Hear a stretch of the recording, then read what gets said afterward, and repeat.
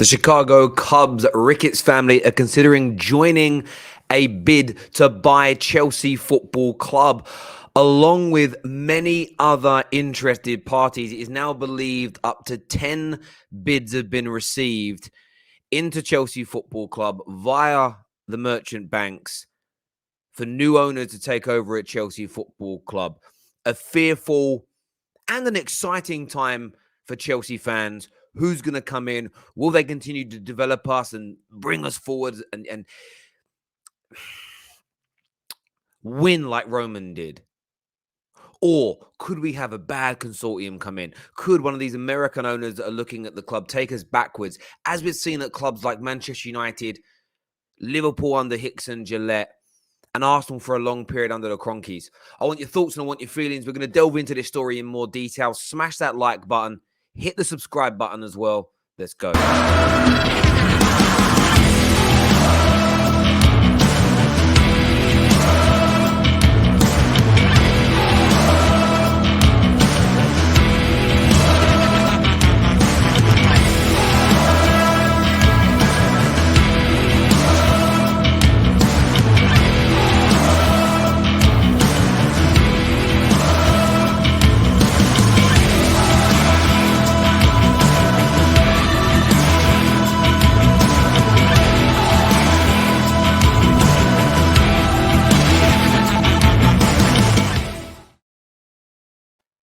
Nazir Kinsella has confirmed that at least 10 bids are now in and more are coming.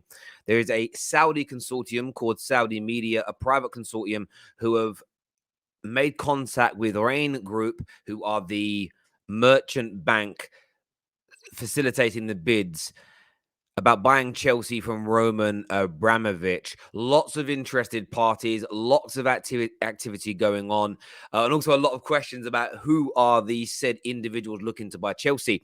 Now, through what I've read so far, through the various articles, through the various sort of media outlets, it's a little bit difficult to work out exactly who's buying Chelsea. And what I mean by that is it's nearly all consortium based. It's nearly all, and even when you read, and we'll go into some of the stories about the New York Jets owner, the Chicago Cubs owners, it's very much them joining consortiums to buy Chelsea Football Club. So as far as I can tell so far, there isn't really a story that leads itself to say that there's going to be one outright owner like Roman Abramovich. It appears to be very much consortiums. The big breaking news last night was Saudi Media and their backers. And that's what's important to remember. And here, an extract from the article, as you can see, it says, who are they? It says, although it is not known who the individual backers are at this stage, Saudi Media are a fund that is heavily involved in funding media, advertising, and sports brands across the world. However, their main contact offering the pro-Arab broadcasting market in the company has offices in both Dubai, the UAE, and Saudi Arabia itself. So you would be, it's called Saudi Media. There's going to be Saudi Arabians, there's going to be Middle Eastern people involved in that, but all those types of funds, you generally will have contributions from various parts of the world. Investment funds, that's quite literally what they're about. And as I said, there are many stories going on at the moment across many outlets. You've got the New York Jets owners that are looking to potentially come in and get involved in this situation as well, as put out by ESPN just a day or two ago. Here's a story in itself. It says New York Jets owner Woody Johnson interested in buying the English club.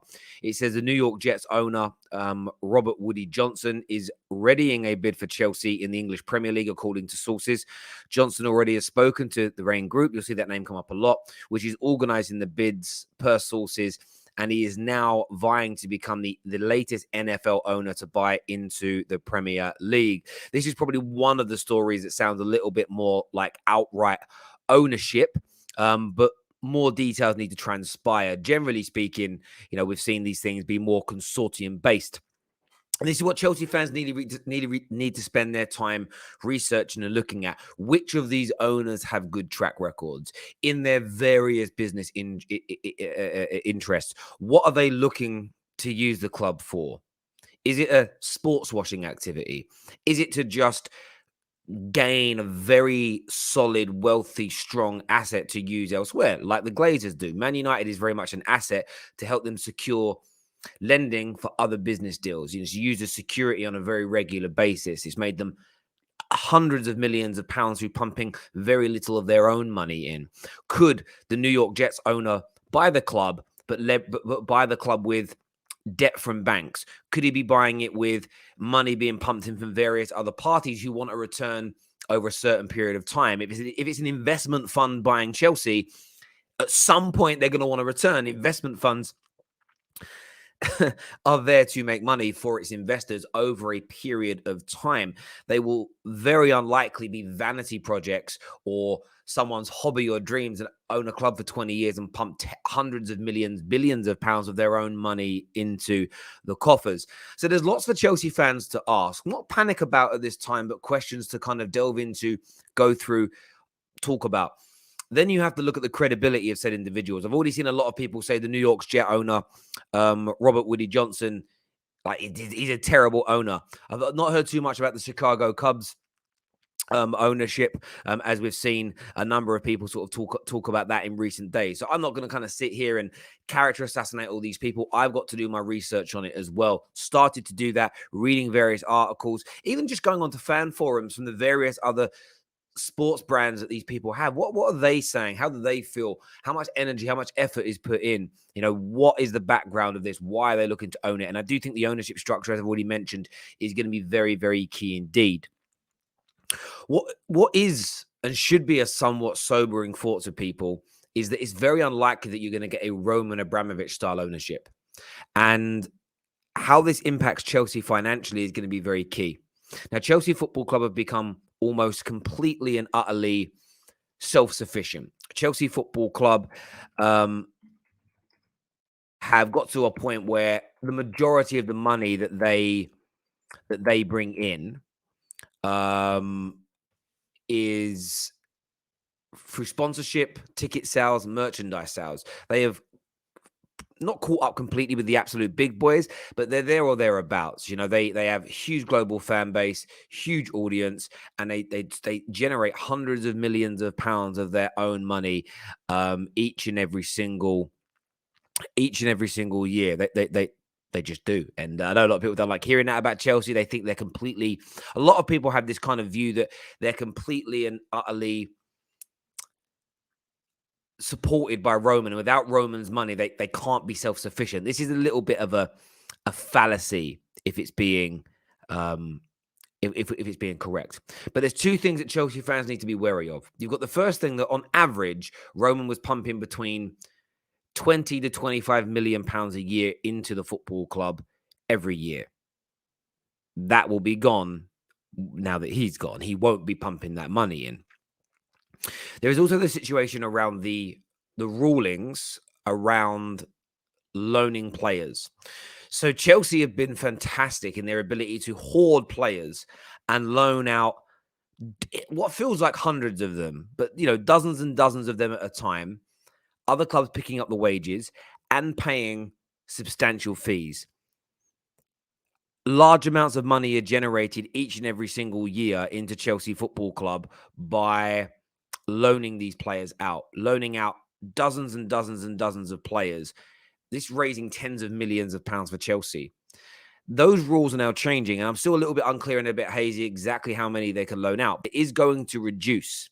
You know, you got to look. I was looking at this report here saying that Chelsea have 14 players out on loan at the moment, all of them picking up fees ranging from 200,000 to up to £5 million per player that's out. It says here, Chelsea currently have 9 senior players out on loan, including Danny Drinkwater. This was written in January, so things might have changed since then. Danny Drinkwater, Batshuayi, Bakayoko, who were signed for £77 million. It says Chelsea loanees Ampadu and Billy Gilmore are 21 or under, but Jake Clark and Salter and Drinkwater would count as club trained. So obviously, like, they are looking to reduce the amount of players of particular ages that can be loaned out. It says here that from the 1st of July, clubs will only be able to have 8 players loaned out and 8 loaned in and 8 loaned out during a season. The number will go down to 7 from July 2023 and will reduce to 6 from July 2024. So the amount of players that they can loan out and generate money from is going to change. So Chelsea can't have players now hit 22, 23, 24 and keep them on their books and then just loan them out and earn money from them.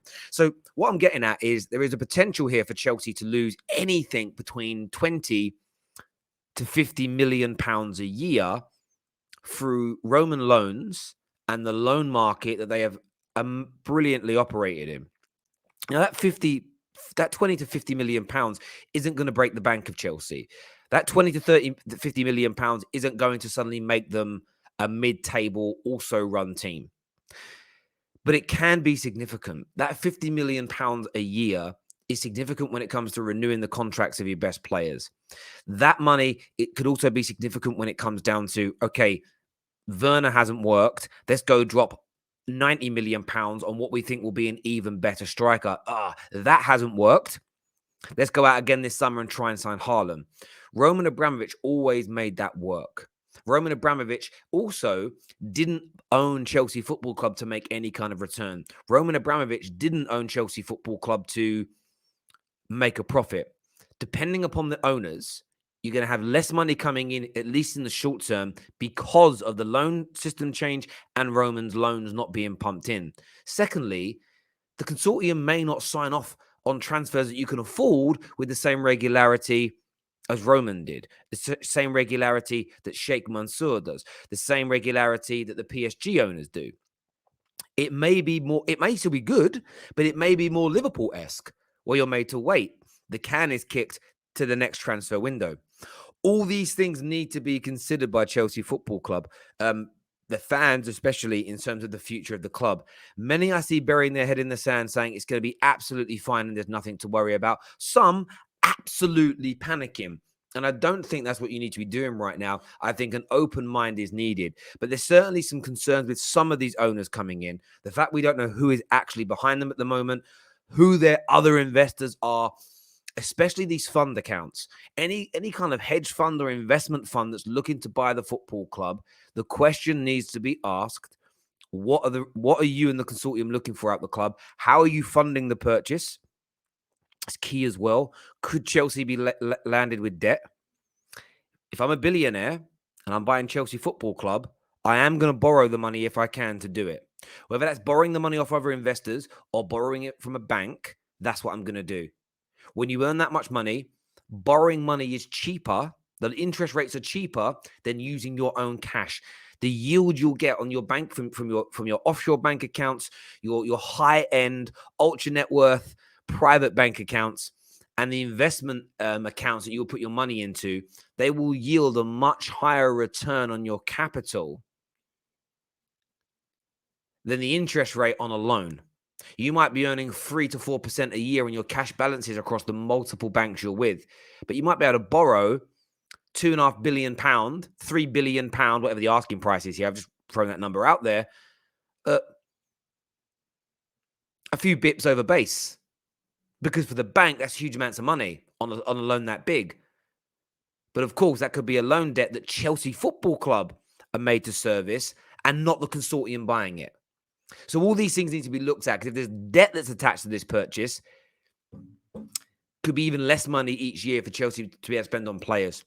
But it's certainly an exciting and exhilarating time knowing what's going on. As Mr. Kinsella has said today, 10 bids in, more on the way. Chelsea fans, how do you think and feel about this? Make sure you're smashing that like and that share button. Subscribe to the Football Terrace, and we'll see you all again very, very soon. Bye-bye.